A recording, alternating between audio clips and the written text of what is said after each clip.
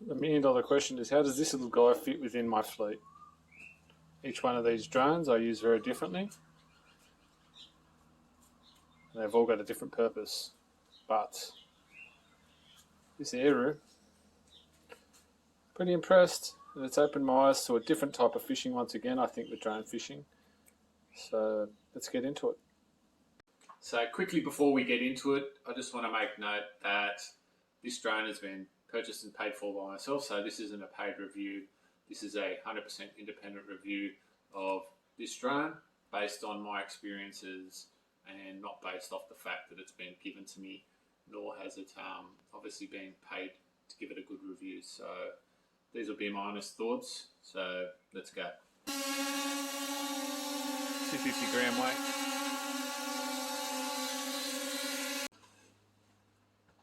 Hi guys, I know a lot of you are curious on my thoughts regarding the brand new Aeroo fishing drone, and over the past week or so using this drone, I must say it's a lot of fun.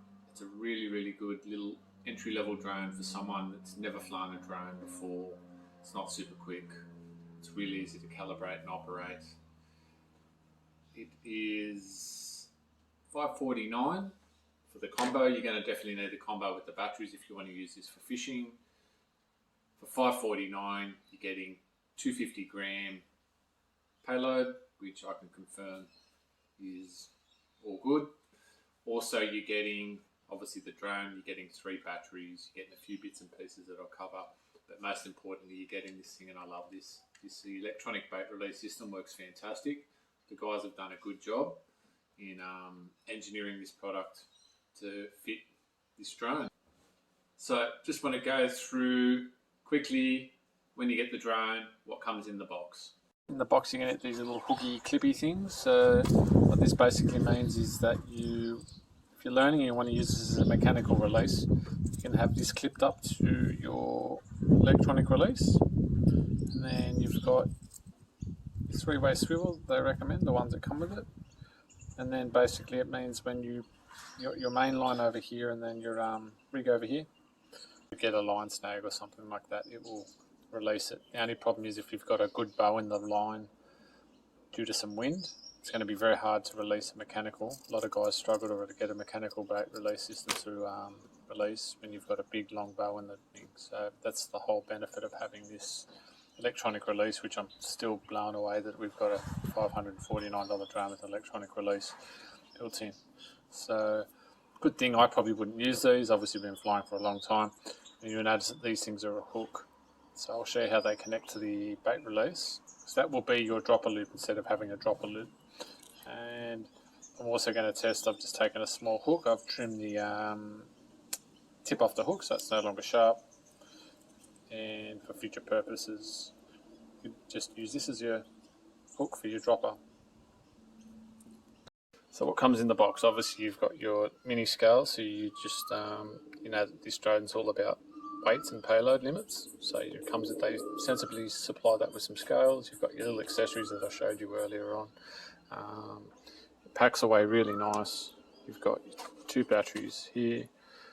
Spare batteries, your remote goes in here. You've got your dual charger.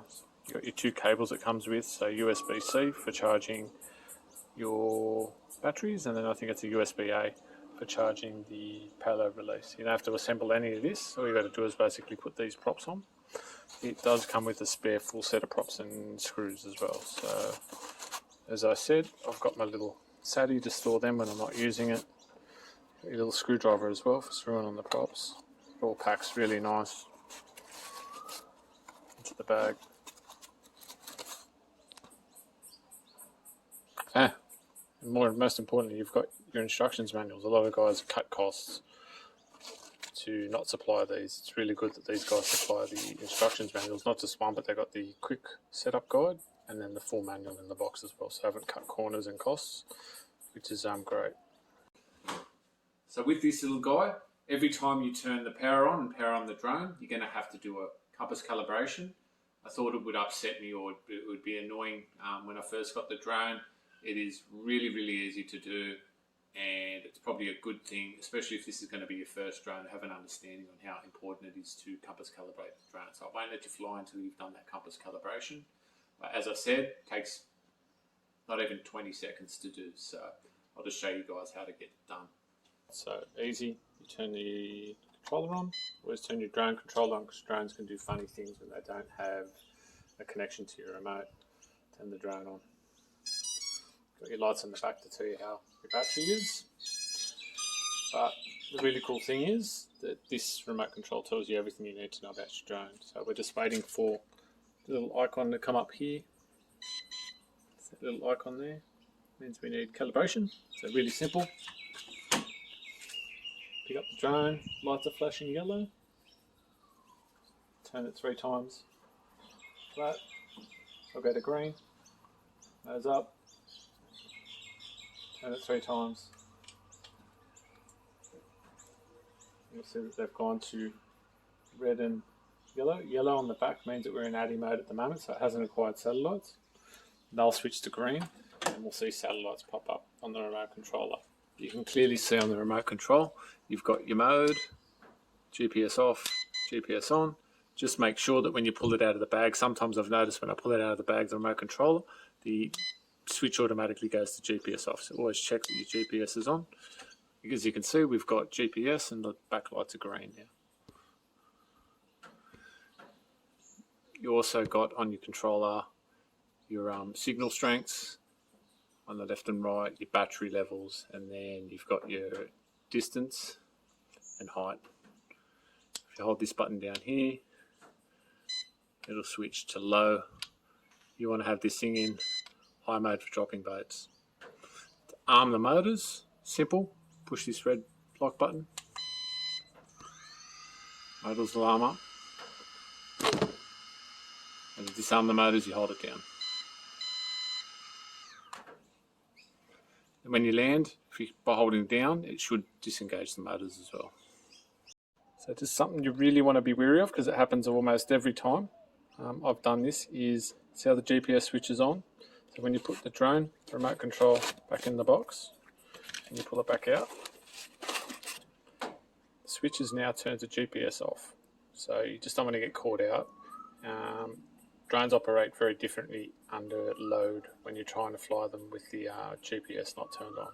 They become a lot more harder to get out and a lot more unstable. So you always want to make sure that you just want to triple check that the GPS switch is always turned on. So obviously at a price you can't have everything. This guy doesn't have detachable props or quick release props. They need to be screwed in. Comes with everything obviously in the box, as you would have seen. So I just want to show you guys how easy it is to install the propellers and a few tips around that. So your props are clearly marked with A and B, so you can't really mess it up.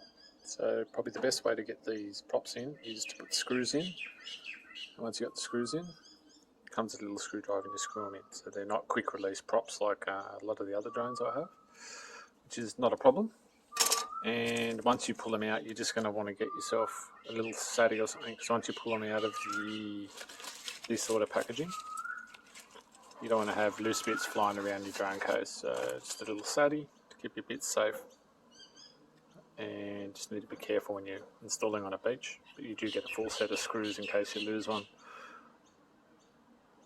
So once again, you just want to have your little baggie with your screws in it. Obviously the props are labelled A and B. So we know it's an A prop over here. I'm going to grab an A prop, and as I said before, you just want to have your screws in. Makes it easier, and we'll just line up the holes. Obviously, foldable or quick release props would be the preferred option, but this is what we've got, and it's not too painful. You just got to be careful you don't lose any of those screws on the beach. Most of the sand that gets on your drone actually isn't from when you're flying or landing the drone, it's from when you've got your drone sitting on the beach. So because this guy hasn't got detachable props, what I'd recommend is you've got your foam, so your drone will sit back in your box like this. You've got your little front foam thing. You just put him over the top, right, and then put your little put a phone or something on top of the bag to stop your sand from getting in on top of the drone. So, yeah. So the number one thing with this drone or any drone is going to be how many drops you can get per battery. Will probably determine how viable it's going to be as a fishing drone, because you want to have enough drops to get a good solid session in. So with this guy, I think the perfect balance for a half decent session on this guy is going to be weights between around about 150 to 200 grams. I think you're going to get 3 safe drops with 150 to 200 grams loaded. There's not a lot of difference in flight time between the 200 and the 150. I think with the 250 gram max payload, you're going to get 2 safe drops. So when I say safe drops with this drone, I'm talking to 250 meters. So keeping those drops under around that 2-minute flight time in the air. Also, I'm also talking about till the drone gets to that 50% warning level. So when the drone hits 50%, the remote control is going to beep. You don't want to send any bags out warning. once you hit that 50% mark. There's a really, really fine level of error with this drone. I think you'll be I'm really confident in stating that with those 200 gram loads on a decent day, you're going to get at least 3 drops per battery, which means if you get the combo, you're going to get 3 batteries. So 9 drops of some good hardy squid, some mullet strips, things like that is going to give you a pretty solid session with drone fishing. Back 250 grams all connecting. One the crack.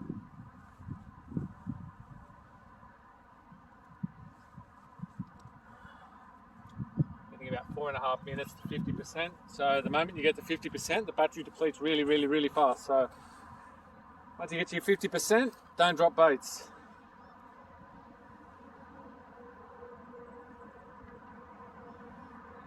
Just starting up the camera. Facing down so we can see our bait. So it looks like up the top. We're going to arm it up. GPS mode, yep.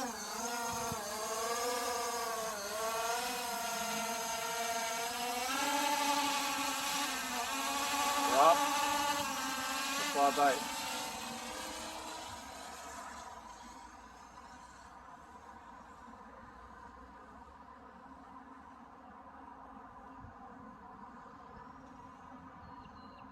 Okay, you want to get it definitely up to altitude.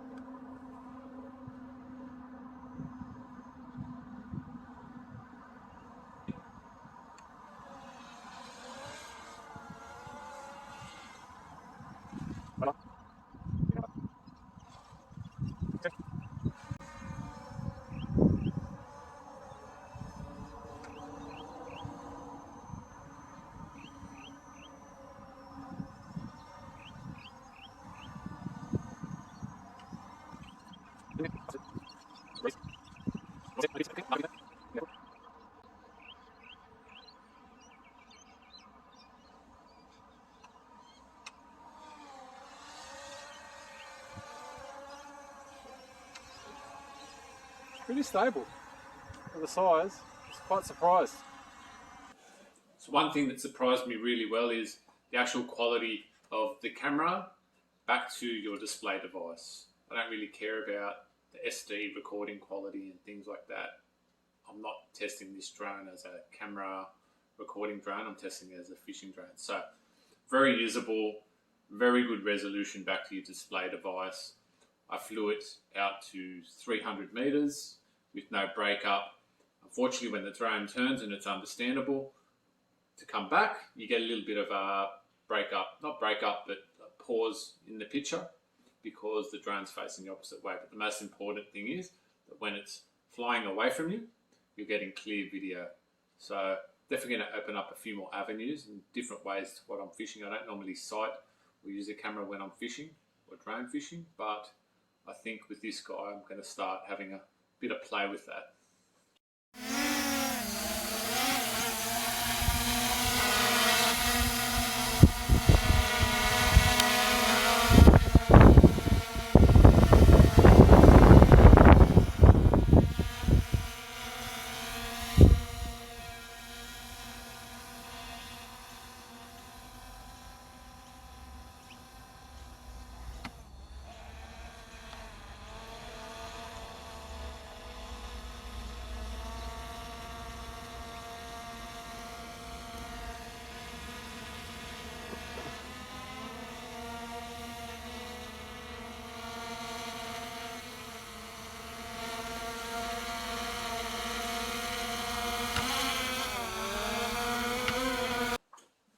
favourite part about this drone, hands down, is the electronic release system. So it works 100%. Have not had a hiccup with it not working. It's really, really, really clever how they've incorporated this electronic release into this drone. One thing you must remember is you need to turn the electronic release on with the red light on. So if you're going to fly this drone out with obviously a bait, you just need to get in the habit of turning the release on and off, obviously when you stop using it and you drop your bait, but more importantly when you're sending your bait. If you haven't got the release turned on, you're going to be flying a loaded drone back, and that's when bad things can happen. So you just want to really make sure you're in the habit of turning on that release. So you always want to make sure that there's got a little switch for the bait release and you've charged it. Make sure the bait release is turned on. So you might want to get in the habit as after you're doing your calibration to turn the bait release on. So it's as simple as connect the hook to the bait release. Now you'll notice that if I push this button here, it doesn't do anything. Now when I arm the motors, you'll see lights pop on up the top. Bait release opens, closes, every time. The lights come on up the top here, when you squeal up here, you'll see the light activate. So it's not activated, the motors aren't armed. So, once again, have a look up here.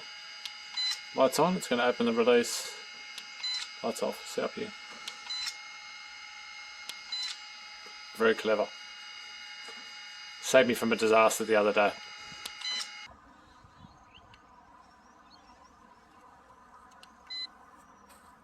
Okay. You didn't like that. See that? Quicken that release button as it's going in the drink. Okay. Need to go digging in there for that now. And one thing you want to do is you want to have your phone just offset to the left hand side so you've got access to this drop switch here in case of an emergency. If you move it too far right, it's going to cover the button for your dropper.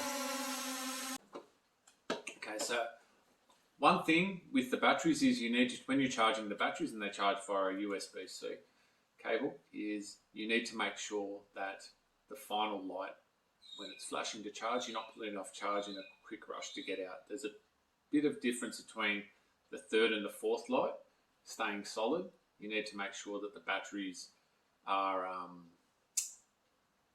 4 solid lights before you remove them from charge. So just another thing to think about too is that these batteries do take quite a while to charge because you're charging them via the USB-C. You always want to store these batteries at the 50% level so that they don't puff and you have issues with battery failure down the track, which is another really good reason that once you get that 50% battery warning, you want to drop your bait, irrelevant of where it's at, and get the drone back safe. So they do take a while to charge. Probably not the type of drone you're going to come home from work, see it's good weather and go, I'm going to charge a battery and head out. This is kind of, you're going to need to plan your trip. If you're going to be having a morning session, charge them the night before. If you're going to be having an afternoon session, put them on charge in the morning. So you just got to think a bit ahead with this drone. So this drone is obviously limited, to a 250 gram payload, but more importantly, wind capacity. So within doing some tests with this guy, I personally wouldn't be putting it up loaded in winds above 20 kilometers an hour. A strong breeze today, much stronger breeze than previous testing, so I just want to see how it holds 250. The load, she's getting slapped around quite a bit up there.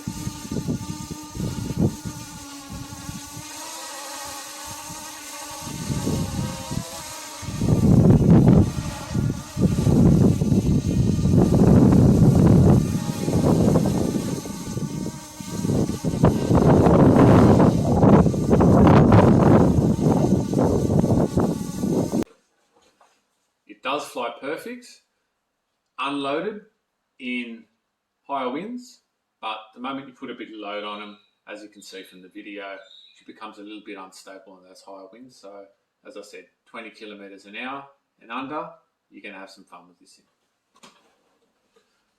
So where does this little guy sit? It's all about wind, batteries, and payload. you need to be across all three things of this thing when flying this thing. So you really need to know your conditions. But in saying that, for me, obviously I've got another 3 drones that I use. This one kind of is going to sit really at the beginning of it. This is the type of product I'm going to be dropping 200, 250 max with this guy. I'm probably going to fly and drop baits in the bay or at beaches with low swell and low current with this guy.